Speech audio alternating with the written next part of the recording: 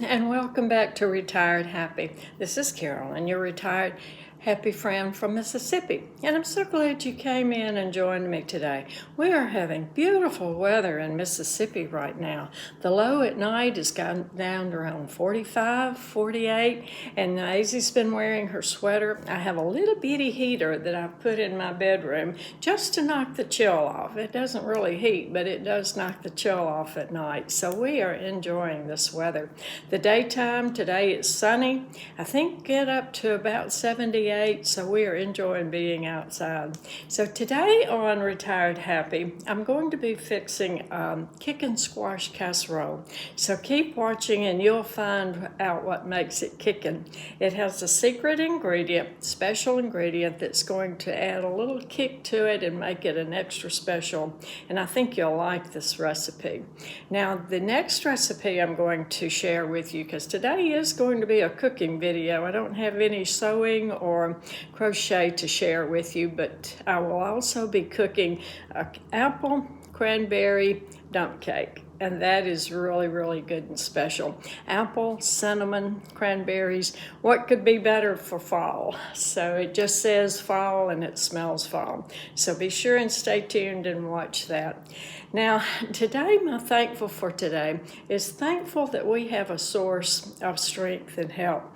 On the last video on Monday, I shared with you what our pastor's sharing with us through the book of James. Count it all joy when we fall into temptation and trials. And it doesn't say if, but when.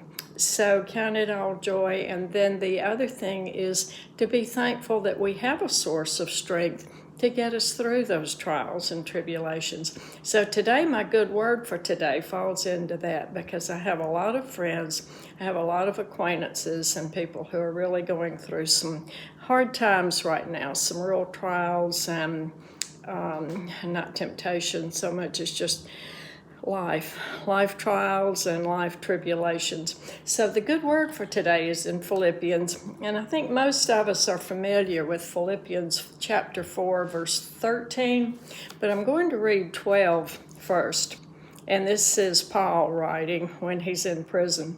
I know how to be abased. I know how to abound. Everywhere in all things I have learned both to be full and be hungry, both abound and to suffer need. Now verse 4:13. I can do all things through Christ who strengthens me. So Paul's saying he can do all things through Christ who gives him strength. And we have that claim and promise today. We can do all things through Christ who gives us strength, because it's not an if or a maybe, but we will go through hard times and trials and tribulations.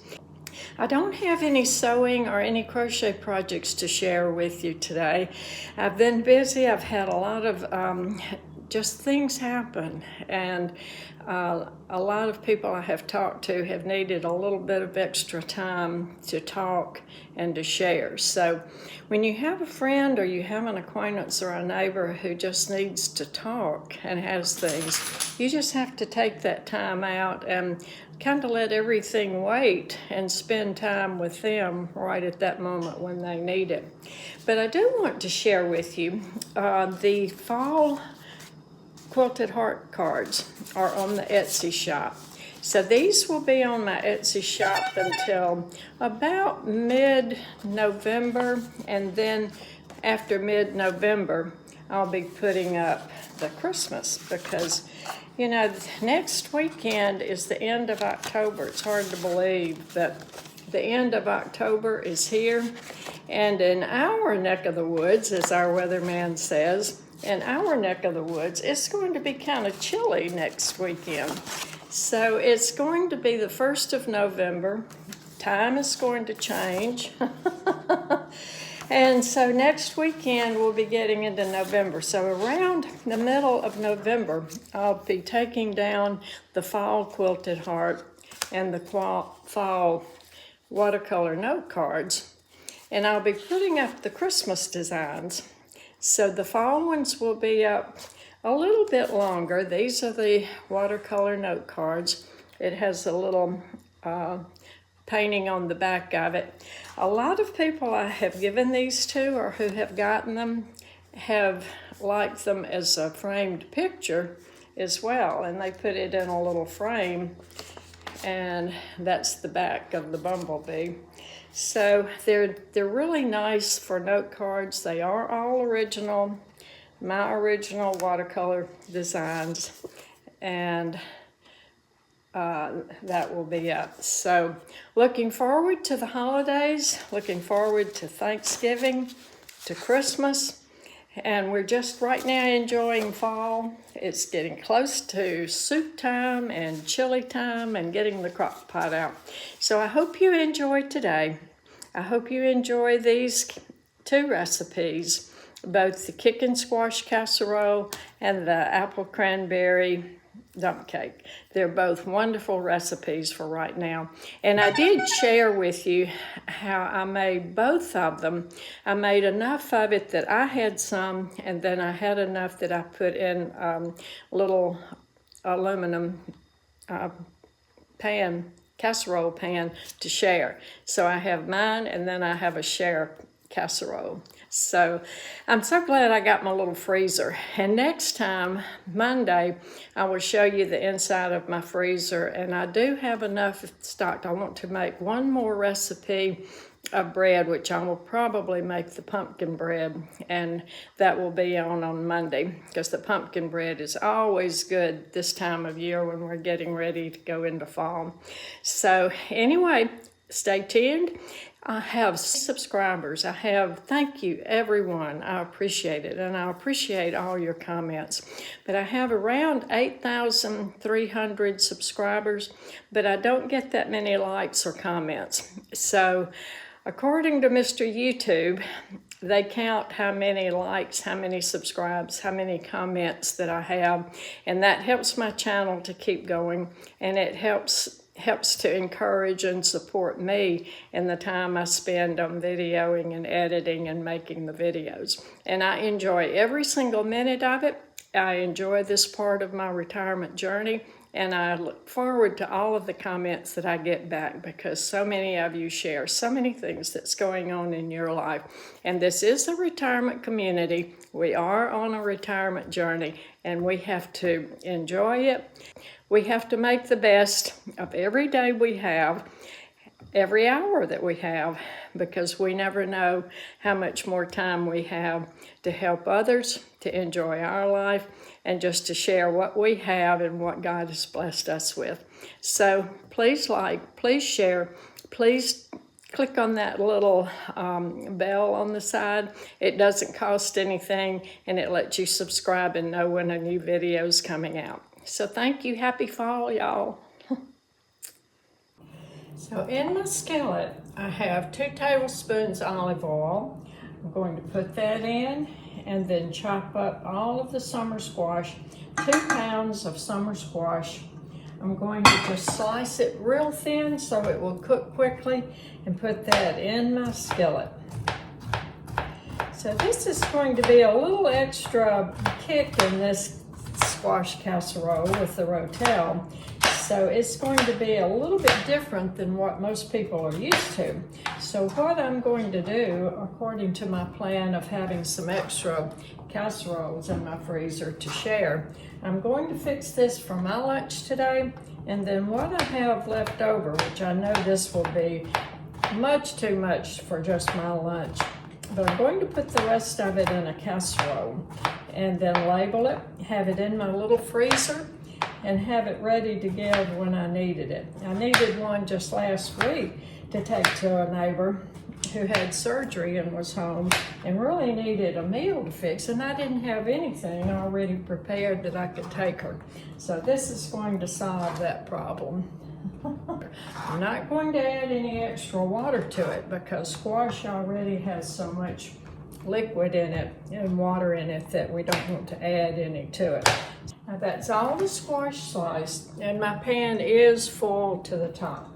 So now I'm going to chop the onion, and this is the rest of the little green onion that I used in my chicken spaghetti last week. So I'm going to go ahead and make good use of that onion, and the little green tops will add some extra color to the squash casserole. So I need 1 cup chopped onion.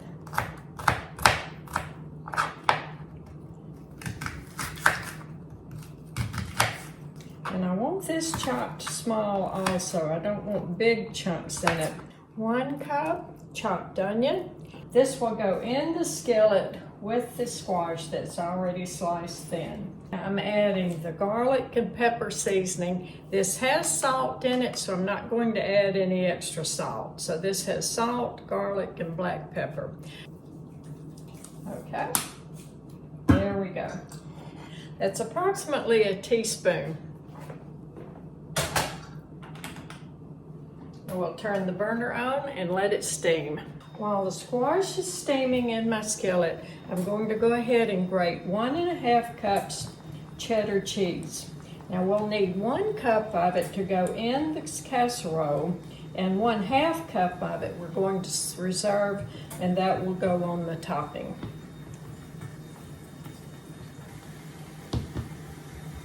Before I started slicing my squash, I did wash it, cut the top and the ends off, the stem end and the bloom end off, cut off all of the blemishes on it, and now it's in the pan, it is steaming, and I'm stirring it frequently because I don't want it to burn on the bottom. I just want it to steam and let the moisture steam out of the squash.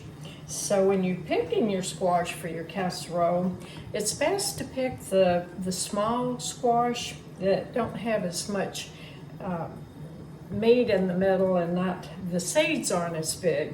So I like the young, small, tender squash. The bigger the squash is, the more pith it's going to have in the middle, and the bigger the seeds are going to be. It is cool this morning. Our low this morning was around 45 degrees, and now it's only up to 68. So it's going to be a nice fall day in our neighborhood. Now the squash is steaming. I have it on medium, a little bit above medium, but this is what I want it to be looking like. I want it to steam and get soft. I want the onions to cook, but I don't want it to fry or get brown on the bottom. And right now I'm just keeping the lid on it to keep the heat in so it will steam and get soft and tender. In the meantime, the cheese is ready. I'm going to pour the rotel into a little strainer and let the rotel drain while the squash finishes cooking. So the original diced tomatoes and green chilies.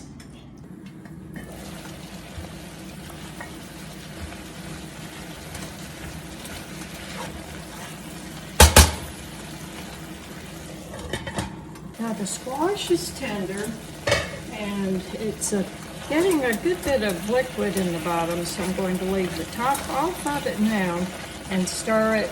Let most of that liquid go ahead and evaporate. Okay, looking good. So I have my oven preheating to 350 degrees, and I have my casserole dishes already greased, and they are ready for the casserole. Now the squash is cooked down and tender. I'm going to go ahead and add the cheese. You can see on the bottom of the pan, I have let all of the liquid that was in the bottom of the pan evaporate. So now I'm going to add the cheese. This is 1 cup grated cheddar cheese and 2 ounces cream cheese. I'm going to add that on into the squash, start melting. I have 1/2 cup of the cheese reserved for the topping.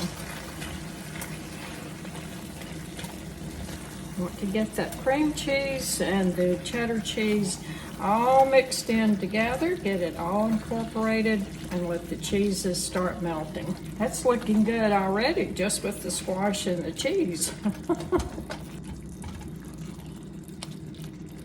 Now the cream cheese is melted, so I'm going to put the rotel. The rotel is drained. I had this much liquid that drained out of the rotel. So now I'm I'm going to go ahead and get that mixed in. Now we have 1/2 cup mayonnaise, 1/2 cup sour cream. I'm going to add that to the squash and get that all stirred up. It's almost ready to put in the baking dishes. So you can see this makes a good bit of squash. So if you have a bigger skillet than I have, it would be good to use. There, doesn't that look yummy? And this rotel is what gives it the extra kick. The oven is preheated and we are ready to put it in their baking dish. Now I have 2 baking dishes already greased, ready to put the casserole in. So I'm going to try my best to put half of it in each casserole. So this is a very heavy pan, so you can see how much it's making. I'll put most of it in my giveaway casserole. So this will be the one that stays at my house. Because I have learned when I'm making something to give away that I can make some for my meals while I'm making the giveaway, and I can accomplish 2 purposes at one time. Now to top it with the remaining cheddar cheese, and we will put it in the oven and bake until it's nice and bubbly and the cheese is melted on top. And the squash is already cooked, so we don't have to cook the squash. We just have to get it all thickened and baked. It's going in the oven at 350 degrees. Now the squash is bubbling and it has been in the oven for 15 minutes. So now I'm going to add that good southern touch of crushed crackers on top of it. So I have 2 tablespoons of butter melted in my bowl, and this is about 3/4 of a sleeve of Ritz crackers. It's not a full stack, but it will be good, and it's going to add that extra little finishing touch to the top of the squash. Everybody likes crispy Ritz crackers on top of their casserole. Just gives it that little finishing touch. While the squash casserole is cooking, I'm going to put the rest of my lunch to go with it. So in my skillet, I have 1 little pork tenderloin steak. Kroger had these in a package, 5 of these little steaks for $5. So they're basically $1 a steak. And it's all lean, they're very tender, and so I have these already in my freezer. So to go with that, I'm going to fix another thing. I already have this in my pantry. I hadn't fixed it yet. It's not a staple that I use, but I thought it would be good with the squash and the pork steak. So this is pastoroni. I have 1 1/3 cup water in my boiler.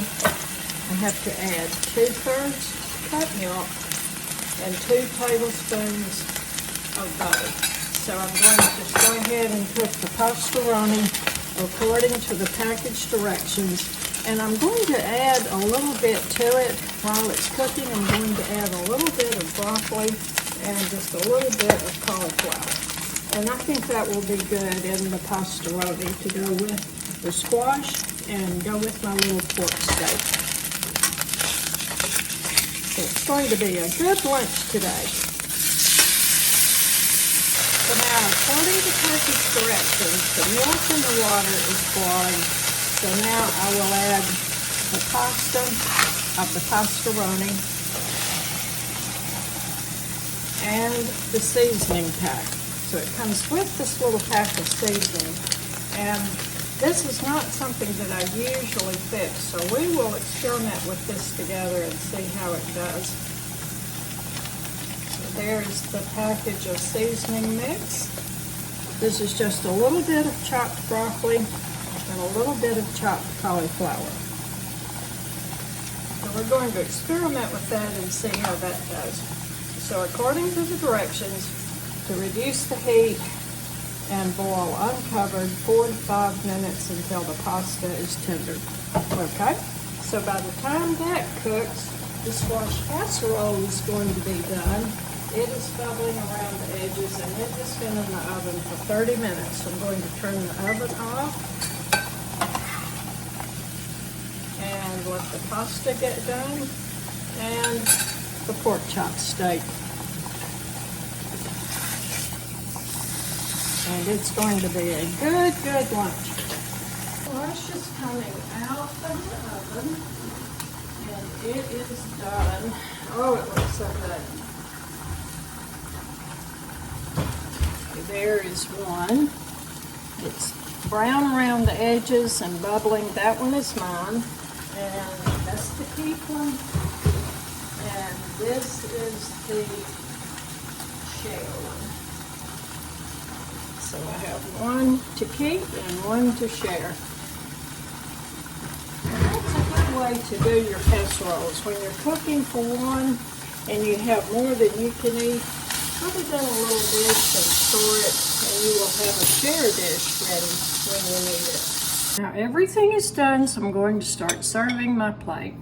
I did add some water to the skillet where the pork tenderloin was cooking, and that made a little bit of juice and also helped all of the good little frying particles in the bottom of the pan to release. So it's kind of like what we call red-eye gravy when we cook ham, but it's not. I didn't add flour to it, so it's not a flour gravy. The pasta is ready, and I really like adding the broccoli to it. Now, the last time I cooked the pasta, I told you I like to take my cutter, and so I didn't get that part back there. That's going to be really good with the broccoli and the cauliflower added to it. So this one is mine. I'll go ahead and spoon some out of the corner. Oh my goodness, that looks so good. Now to add to it for my salad, I have some apple slices, and that's going to be my fruit. And I like beets. These are pickled beets. And what I do when I get them at the grocery store, I get 1 can of pickled beets and 1 can of regular beets. And then I just pour all of the juice off of the regular beets and add it to the pickled beets, and then I have 2 cans. Isn't that pretty? That is going to be a wonderful lunch. I can't wait to sit down and eat it. Hope you try this whole meal. You will love it. To make the apple cranberry dump cake, I have 3 of these little pans. These are the ones I'm going to put in my freezer for later, for giving. So I have 3 of these, 3 this size pan, and 1 glass one. This one will be mine that I'll keep. I'm going to put all 4 of them in the oven, 350 degrees. Let the butter melt while I mix up the batter. For the fruit filling, I have 1 cup dried cranberries. And I put those in the microwave with 1/2 cup water for 1 minute. Now I'm letting the cranberries sit in the hot water so they can plump up. And in the meantime, I've washed, peel, and chop apples. These are the Gala apples. So now we're going to go ahead and get the apples chopped and put that in the bowl with the cranberries. And I want to go ahead and chop the apples really small because I want it to cook fast. I don't want big chunks of apple that won't be cooked. So I'm going to just chop them into small, bite-sized pieces, put them in with the cranberries, and then I will add the sugar and cinnamon.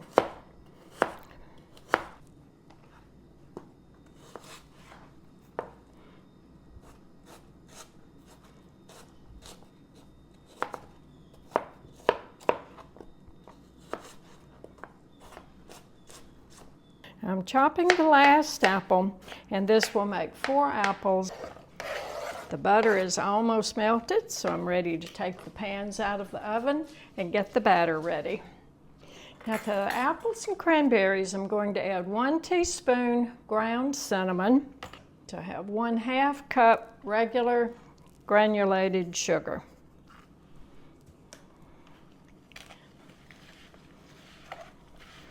Okay, now I'm going to let that sit on the side while I mix the batter, and then we'll put it all together. Cinnamon and apples smell so good. It just is part of fall. Now for the batter, this is going to make 4 of the little pans. So I'm going to use 2 cups of sugar, 2 cups of flour, 2 cups of milk, and 2 eggs. You don't have to have a mixer for this. You can just use a bowl and a large spoon and mix it in your bowl. So there's 1 cup milk and 2 cups milk. So I'm using the 2% milk right now. I had been using the whole milk, but I have switched over to the 2% right now. So whichever milk you have will be fine. And I just stir it up in the container with my measuring spoon, and I don't normally sift it unless I feel like I need to add more air in it, or it might have some lumps in it. So there is 1. Woo, and 2 cups flour. And that was all I had in my canisters. So that took it all. And it will be like a cake batter. Now to put it together, I'm going to go ahead and take this is the apples and cranberries. I'm going to put that in first. So I'll put 1/4 of the apples and cranberry mixture in each pan. So we'll have 4 pans of apple cranberry dump cake. So just guesstimate, and we do want some juice to go in there.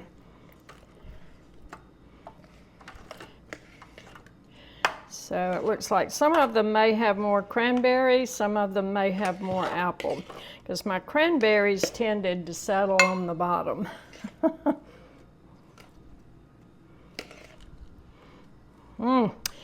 This looks so good. Now I'm going to spread the apples and cranberries out on the bottom of the pan and just spread it out evenly. Now for the batter.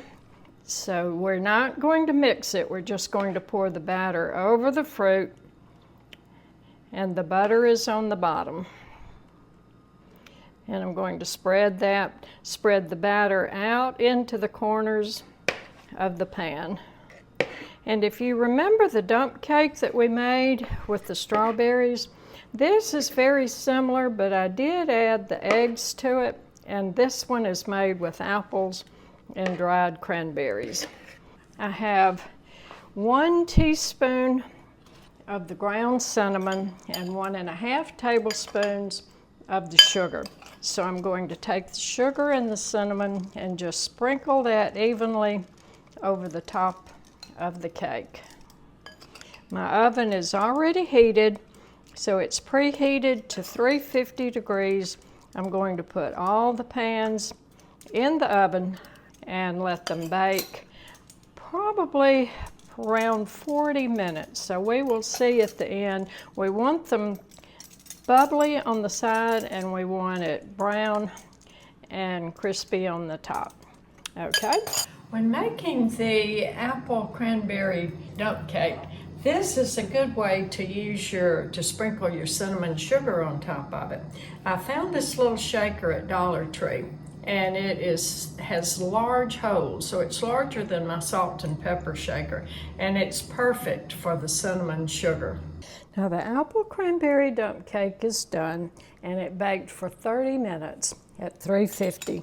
So now I'm going to go ahead and spoon it out and take a test and see how yummy this is. So it has the apples and the cranberry on the bottom and the cinnamon sprinkled on top. I'm going to top it with the Kroger caramel dessert topping. So we're just going to take the caramel sauce and just drizzle it over the apples and the cake. And this is going to be so good. Now, if you want to dress it up a little bit more, you could put a little scoop of ice cream on top of the warm cake, and then put the caramel on top of the ice cream. And that would be really pretty and festive. If you have any mint, you could decorate it with a mint leaf. And if you wanted to, you could just slice some apples. Be sure and put the fresh apples in lemon juice, and that will keep them from turning brown. And then you could decorate it with a little fresh apple slice on the bottom. That would look very appetizing. So here we go. Let's see if it's cool enough to eat.